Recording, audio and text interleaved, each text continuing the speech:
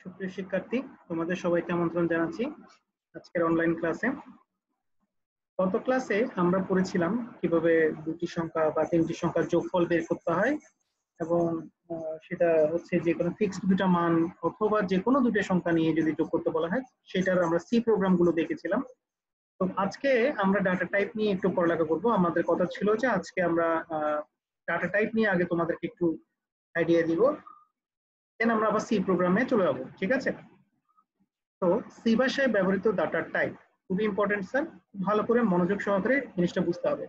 কম্পিউটারকে যখন আমরা বিভিন্ন ধরনের মান দিব, ঠিক আছে, তো মানগুলো কিরকম হবে সেটা কম্পিউটারকে বুঝাতে হবে। আমরা কি ধরনের ডাটা নিয়ে কাজ করতেছি সেটা কম্পিউটারকে বুঝাতে হবে। তো কি ধরনের ডাটা নিয়ে কাজ করা যায়, যেমন হচ্ছে পূর্ণ সংখ্যা, ভগ্নাংশ, ক্যারেক্টার, দেন হচ্ছে স্ট্রিং ইত্যাদি আমরা মান নিতে পারি।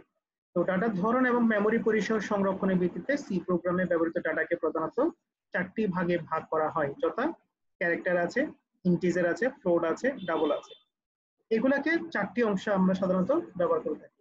ক্যারেক্টার মানে হচ্ছে যদি তুমি বর্ণ নিয়ে কাজ করো, বর্ণ বলতে কোনগুলোকে বোঝাচ্ছে, A B C D E F X Y M N, এগুলা হচ্ছে বর্ণ। তো সে বর্ণগুলো নিয়ে যদি কাজ করো তখন তোমাকে আবার ডাটা টাইপ দিতে হবে ক্যারেক্টার, সি এইচ এ আর। যখন তুমি পূর্ণ সংখ্যা নিয়ে কাজ করবে তখন তোমাকে দিতে হবে আইএনটি, ইন্টিজার। কেমন?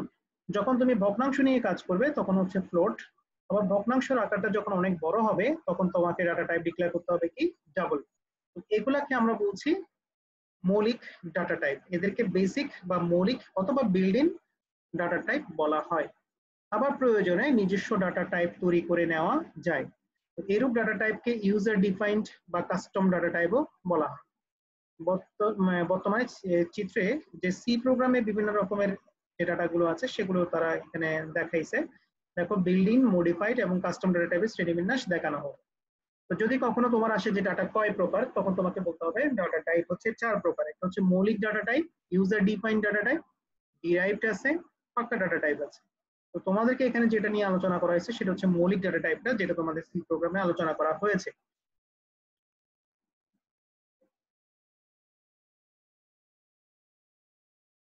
আচ্ছা, তাহলে মৌলিক ডাটা টাইপটা কিরকম? মৌলিক ডাটা টাইপ হচ্ছে ইন্টিজার, মানে হচ্ছে পূর্ণ সংখ্যা। এরপর আছে ফ্লোটিং পয়েন্ট বা ভগ্নাংশ, দেন আছে ক্যারেক্টার, এটাকে আমরা বলছি বর্ণ। ঠিক আছে? ইন্টিজারের মধ্যে আবার চার ধরনের ইন্টিজার সংখ্যা আছে। একটা হচ্ছে সাইন্ড, সাইন্ড ইন্টিজার। সাইন্ড মানে হচ্ছে যেখানে তোমার প্লাস চিহ্ন এবং মাইনাস চিহ্ন দুইটাই দেওয়া থাকতে পারে। মনে করো -5 আছে, আবার +5ও আছে, -10 আছে, -15 আছে, বা +20, 22 আছে। এরকম ধরনের সংখ্যাগুলোকে আমরা বলবো সাইন্ড টাইপ, মানে হচ্ছে সাইন্ড ইন্টিজার। আর যেটা আনসাইন্ড, সেখানে কোনো ঋণাত্মক সংখ্যা নেই, সবগুলো হচ্ছে ধনাত্মক সংখ্যা। সেটা হচ্ছে 0 থেকে 255 পর্যন্ত, সেগুলোকে বলি যে আমরা আনসাইন্ড ক্যারেক্টার। এখানে প্রত্যেকটা কিন্তু রেঞ্জ আছে, তো রেঞ্জটা আমরা একটু পরে বুঝিয়ে দিব। দেন আছে শর্ট ইন্টিজার। শর্ট ইন্টিজার বলতে বোঝানো হচ্ছে যখন ইন্টিজারের ভ্যালুটা ছোট হবে, মানে ইন্টিজার ভ্যালুগুলো তোমার ছোট হবে, 2 বাইটের মধ্যেই থাকবে, সেগুলোকে বলবো আমরা শর্ট ইন্টিজার। যদি 2 বাইটের চেয়ে বড় হয় সেগুলোকে আমরা বলবো লং ইন্টিজার। ঠিক আছে? ফ্লোটিং পয়েন্ট হচ্ছে ভগ্নাংশ জাতীয় যে মানগুলো আছে সেগুলোকে নিয়ে যদি আমি কম্পিউটারে কাজ করতে চাই তখন তোমাকে ডাটা টাইপ ডিক্লেয়ার করতে হবে ফ্লোট। তো ফ্লোটিং টাইপের মধ্যে ফ্লোট আছে, ডাবল আছে, লং ডাবল আছে।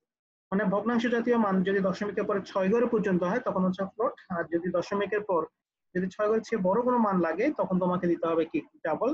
আর এই চেয়েও যদি বড় কোনো মান লাগে তখন দিতে হবে লং ডাবল। ক্যারেক্টারের মধ্যে দুইটা ক্যারেক্টার আছে, একটা হচ্ছে সাইন্ড ক্যারেক্টার, এটা হচ্ছে আনসাইন্ড ক্যারেক্টার, যেটা এটার মতোই। কেমন?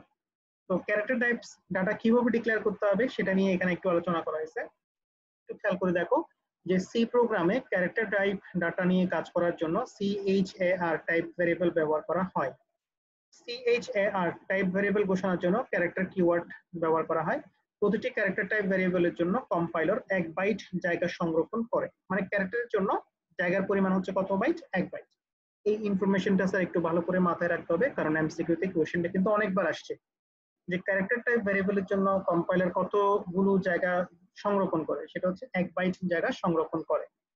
অর্থাৎ প্রোগ্রামে CHAR ক্যারেক্টার ইজ CH=78 যখন আমরা দিব তখন ক্যারেক্টার কি করবে, মানে এইটা যখন আমরা দিব ক্যারেক্টার কি করবে, 78 জায়গাটা কার জন্য ছিল সেই জায়গাটাকে সে সংরক্ষণ করবে। কেমন? সেখানে 78 সংখ্যাটাকে সে সংরক্ষণ করবে। তো ক্যারেক্টার যেহেতু ডিক্লেয়ার করেছি, 78 এর জন্য কোন বর্ণ আছে সেটা আমাদেরকে মাথায় রাখতে হবে। খেয়াল রাখবো 65 এর জন্য হচ্ছে ক্যাপিটাল এ, তাহলে 66 এর জন্য হচ্ছে ক্যাপিটাল বি, তাহলে 67 এর জন্য হচ্ছে সি, 68 হচ্ছে ডি, 69 হচ্ছে ই, 70 হচ্ছে এফ, 71 হচ্ছে জি, 72 হচ্ছে এইচ, কেমন, 73 হচ্ছে জি এইচ, এর পর হচ্ছে আই, তারপর হচ্ছে এভাবে 78 যেটা আসে সেটাই হচ্ছে সে সংরক্ষণ করে নিল, কেমন। তো ডিক্লেয়ার করার সময় তোমাকে এভাবে ডিক্লেয়ার করতে হবে, ক্যারেক্টার ওয়ার্ডটা ইউজ করতে হবে, স্পেস দিতে হবে, দেন একটা তুমি ভ্যারিয়েবল দিবা, এটাকে বলা হয় ভ্যারিয়েবল বা চলক। এই চলকটা তুমি, ওরা সিএচ দিয়েছে, তুমি এবি দিতে পারো, তুমি এমএন দিতে পারো, তুমি পি কিউ দিতে পারো, যে কোনো একটা নাম দিতে পারো, তবে একাধিক ক্যারেক্টার দিয়ে হইতে হবে, মিনিমাম 2টা দিয়ে হইতে হবে। তুমি সিঙ্গেল শুধু সি দিবা, সিঙ্গেল শুধু এইচ দিবা, তাহলে কিন্তু হবে না।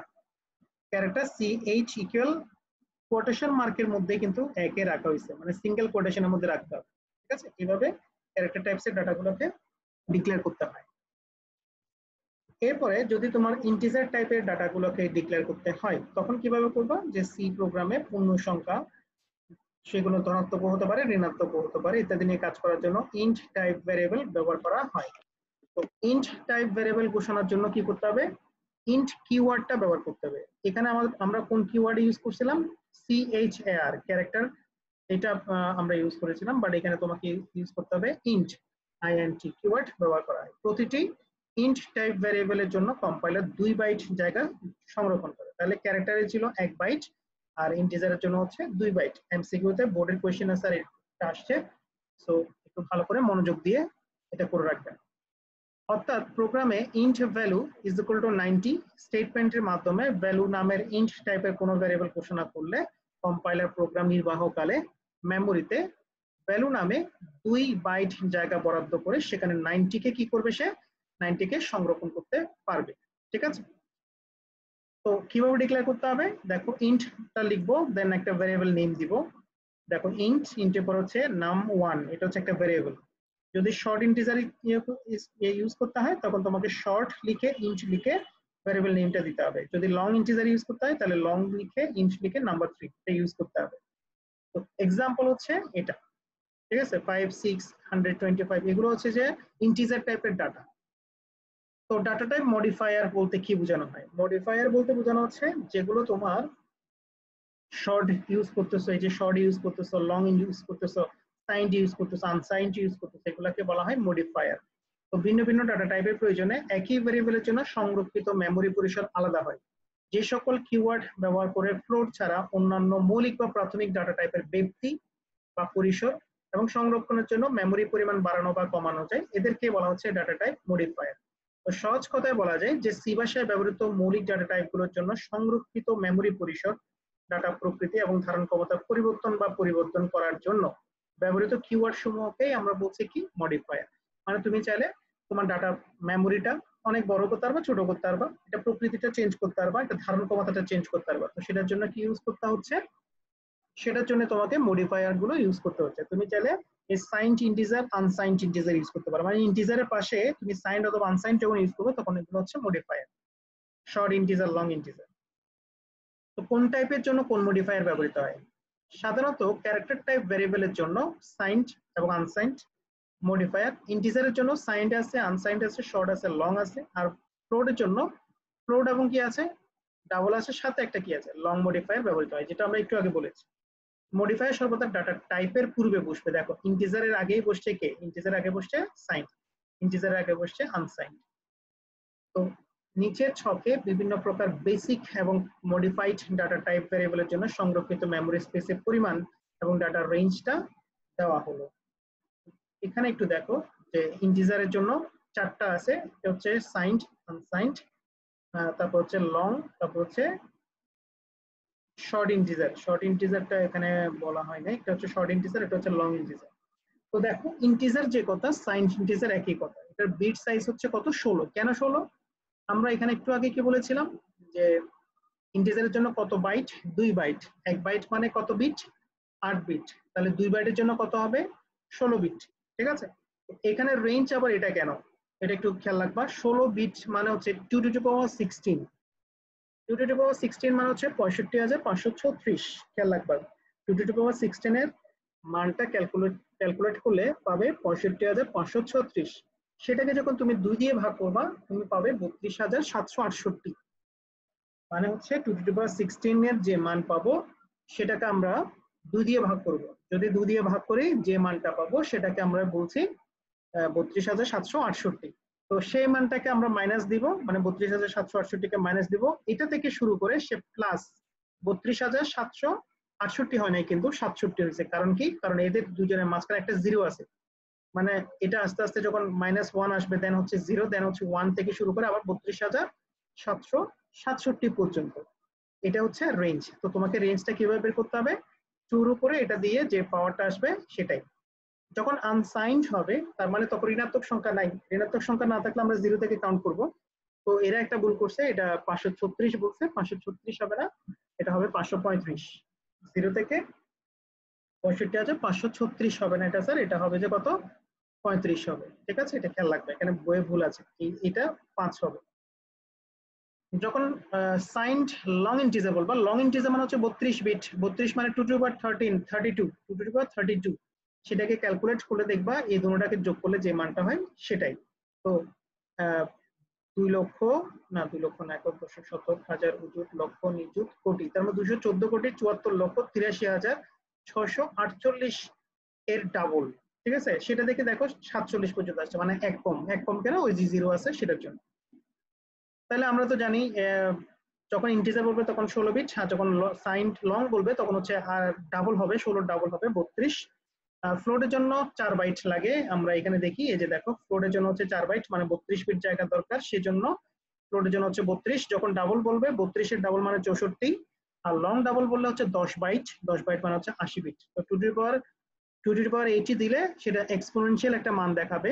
3.4 into 10 to the power minus 4932 থেকে শুরু করে 3.4 into 10 to the power plus 4932 পর্যন্ত আসে।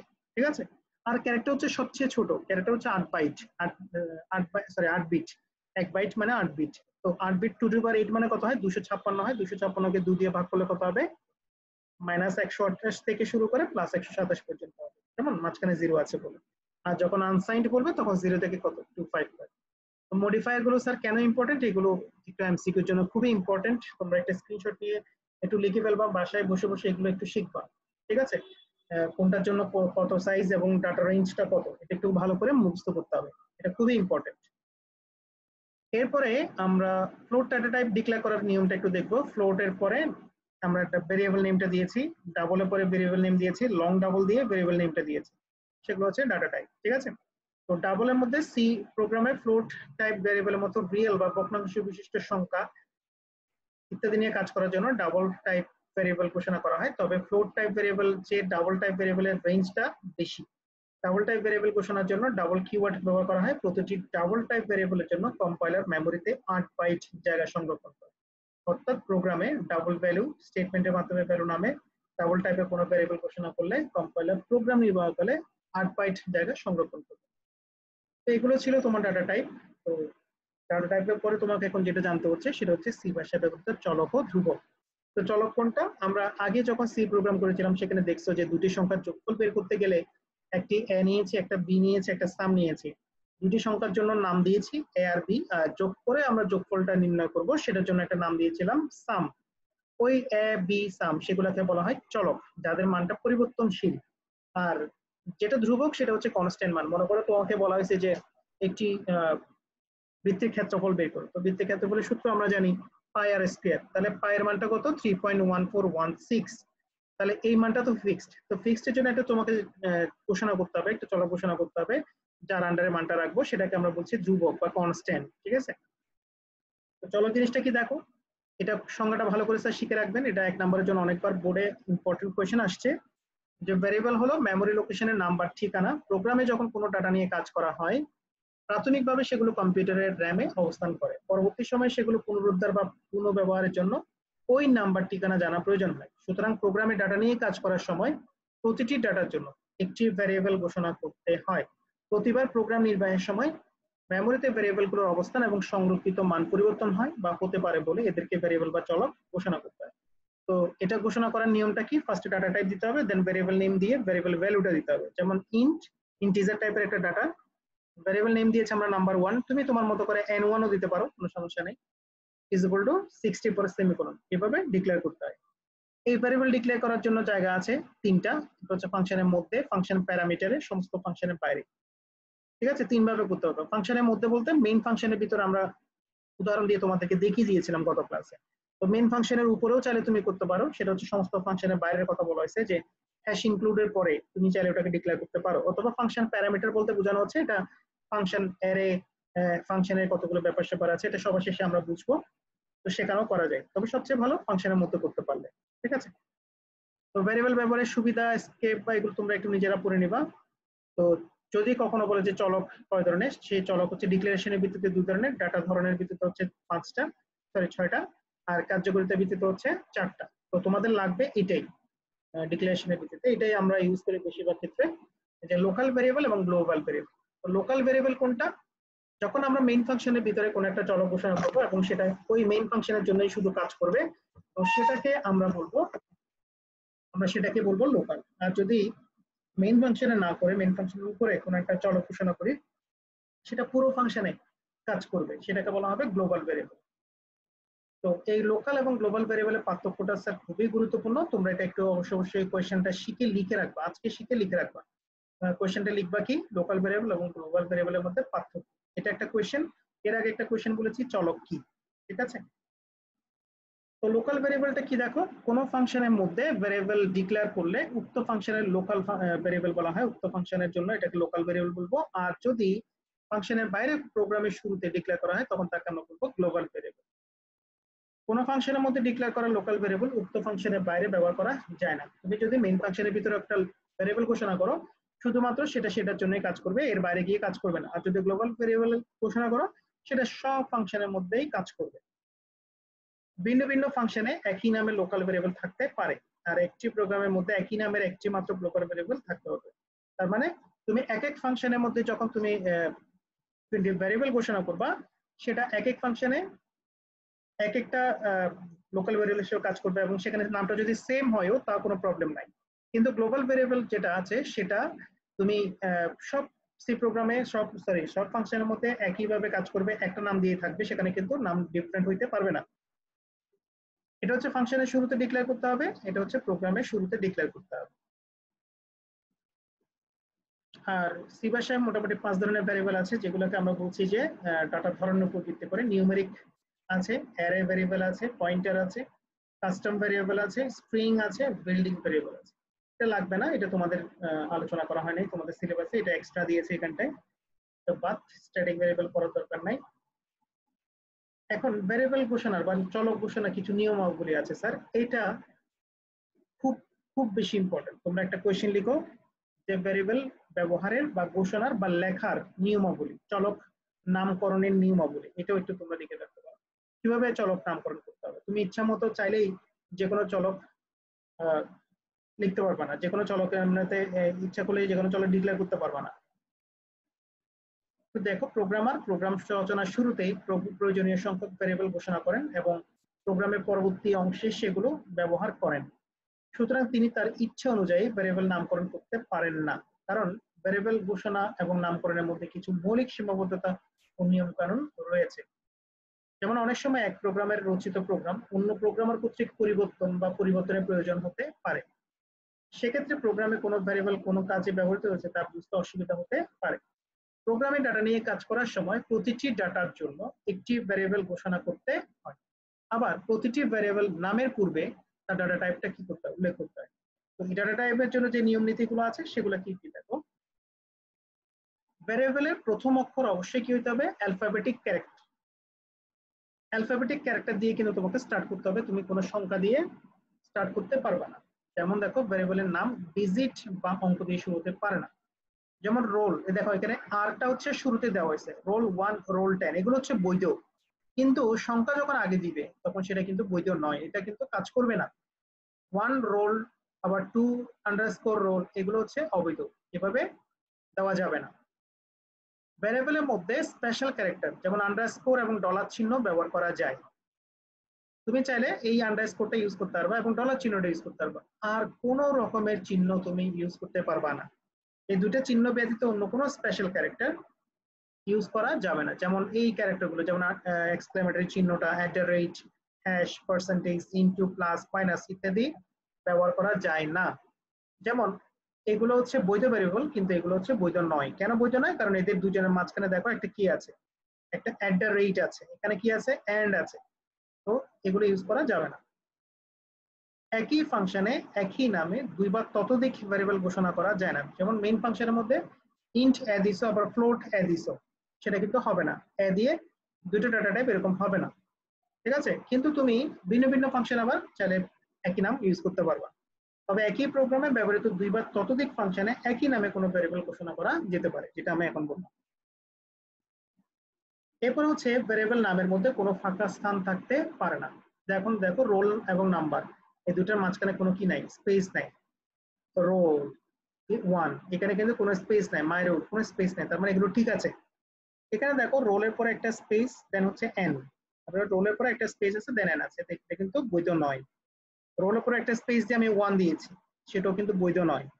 মাই এর পরে একটা স্পেস দিয়েছি, দেন রোল দিয়েছি, সেটাও কিন্তু বৈধ নয়, স্পেস দেওয়া যাবে না। যদি তোমার দুইটাকে একত্র করতে হয় তাহলে তুমি কি করবে, আন্ডারস্কোরটা ইউজ করবে, এটাই বলছে। আরেকটা হচ্ছে যে সি প্রোগ্রামের বড় হাতের এবং ছোট হাতের অক্ষরগুলো আলাদা অর্থ বহন করে। তুমি যদি রোল 1 দাও, আবার আরেক জায়গায় লিখার সময় রোল 1 দিছো, মানে এটা ক্যাপিটাল দিছো একটা স্মল দিছো, তাহলে কিন্তু কম্পিউটার সেটা চিনতে পারবে না।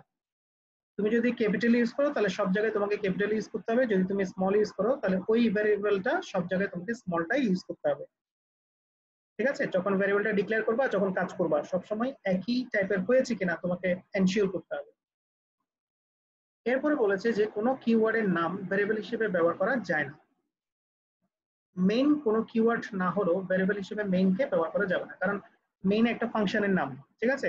সেরকম টাইপের অনেকগুলো তোমার ইয়ে আছে, যেমন ইন্ট, ক্যারেক্টার, মেইন, মেইন ইত্যাদি হচ্ছে বৈধ ভ্যারিয়েবল, কিন্তু ইন্ট না, এখানে একটা ভুল হয়েছে যে এখানে ইন্টটা স্মল দিয়ে দিয়েছে, এটা স্মল হলে হবে না, ক্যাপিটাল দিলে সমস্যা নেই, ঠিক আছে? মেইন ইত্যাদি অবৈধ, মানে যেগুলো তোমরা সি প্রোগ্রামে আলাদা করে ওয়ার্ড ইউজ করবা সেগুলো কিন্তু তুমি ওখানে ভ্যারিয়েবল হিসেবে ঘোষণা করতে পারবা না। মানে সংরক্ষিত যে শব্দগুলো আছে সেগুলো তুমি ওখানে ভ্যারিয়েবল হিসেবে ঘোষণা করতে পারবা না। আর এটা হচ্ছে ভ্যারিয়েবল নামকরণে যে সংখ্যক ক্যারেক্টার ব্যবহার করা হয়, তবে যে কোনো সংখ্যক ক্যারেক্টার ব্যবহার করা যায়, তবে এনএসআই হবে, টি হবে না। নিয়ম অনুযায়ী ভ্যারিয়েবল নামকরণে 31টি ক্যারেক্টারের বেশি ব্যবহার না করাই ভালো। এগুলো হচ্ছে তোমার নামকরণের নিয়মাবলী, স্যার ভালো করে মুখস্থ করতে হবে। 2 নম্বরের জন্য আসতে পারে, অনেক সময় 3 নম্বরের জন্য আসতে পারে, ঠিক আছে? তো ধ্রুবক কিভাবে ঘোষণা করা হয় দেখো, কনস্ট্যান্ট অর্থ স্থির বা ধ্রুবক যা একটি নির্দিষ্ট মান ধারণ করে। এটা এই কনস্ট্যান্ট মানগুলো ডিক্লেয়ার করার জন্য দুই ধরনের ওয়ে আছে, একটা হচ্ছে কনস্ট কিওয়ার্ড ব্যবহার করে, একটা হচ্ছে হ্যাশ ডিফাইন দিয়ে। কনস্ট কিওয়ার্ডটা কিরকম, এই দেখো কনস্ট, একটা উদাহরণ দিচ্ছে তারা। কনস্ট এটা হচ্ছে ডাটা টাইপ, দেন হচ্ছে ভ্যারিয়েবল নেম, এরপর হচ্ছে ভ্যালুটা দিচ্ছে। তাহলে এইভাবে চাইলে ডিক্লেয়ার করতে পারবা। আরেকবার তুমি চাইলে হ্যাশ ডিফাইন দিয়ে দিবা, এই দেখো হ্যাশ ডিফাইন দিয়ে ভ্যারিয়েবল নেম দিয়েছে, দেন স্পেস দিয়ে মানটা দিয়েছে। হ্যাশ ডিফাইনের পরে একটা স্পেস, দেন একটা ম্যাক্স চলকের নাম, দেন হচ্ছে স্পেস, দেন হচ্ছে ভ্যালু। অথবা তুমি চাইলে এভাবেও ডিক্লেয়ার করতে পারো, দুভাবে ওয়ে আছে। হ্যাশ ডিফাইন দিয়েও করা যায়, কনস্ট কিওয়ার্ডটা ইউজ করেও দেওয়া যাবে, ঠিক আছে? তো আজকে আমরা এতটুকুই রাখি। নেক্সট ক্লাসে তোমাদেরকে কয়েকটা সি প্রোগ্রাম দেখিয়ে দিব, এগুলো নিয়ে কি কয়েকটা সি প্রোগ্রাম উদাহরণ সহিত দেখা দিলে তোমাদের বুঝতে আরো অনেকটা সুবিধা হবে। তো যে পড়াগুলো আজকে পড়িয়েছি স্যার, অবশ্যই এগুলো একটু বই দেখতে হবে তোমাদের। এখানে দেখবা যে অনেক প্রবলেম হচ্ছে, সেগুলো স্যারের সাথে অবশ্যই শেয়ার করবা। আর প্রশ্নগুলো শিখে লিখে রাখতে হবে, কেমন? যত বেশি শিখবে, যত বেশি লিখবে, তত বেশি তোমার মনে থাকবে। তো ঠিক আছে স্যার, এতটুকুই তোমাদের সাথে আজকে থাক।